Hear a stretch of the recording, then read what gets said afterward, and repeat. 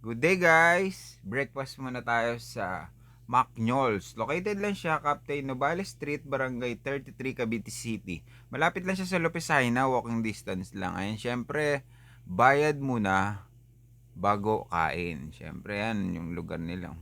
Maluwang siya. Pwede mga isang basketball team kasya rito. Buong pamilya.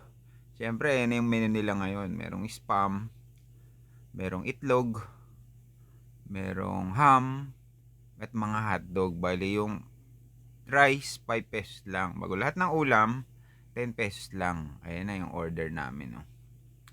Bali sinerve na ni ate. Mababait yung mga crew nila dito.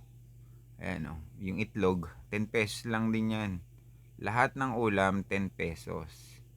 Bago yung garlic rice 5 pesos. Ayan lahat yung order namin, no.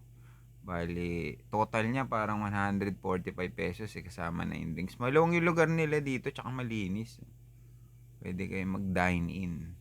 Bali, first day ng breakfast nila ngayon, Monday to Friday.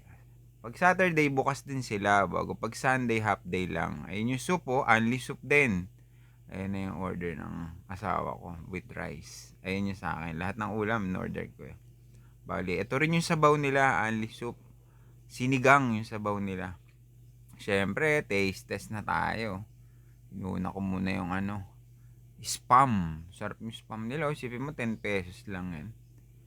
Bago yung hotdog. Ayun, 10 pesos, ganyan siya kalaki. Yung hotdog. Siyempre, yung sinigang, tinikman ko sabaw, mainit. Pero, only rin yung sabaw dito eh. Yung hotdog nila, 10 pesos din yan.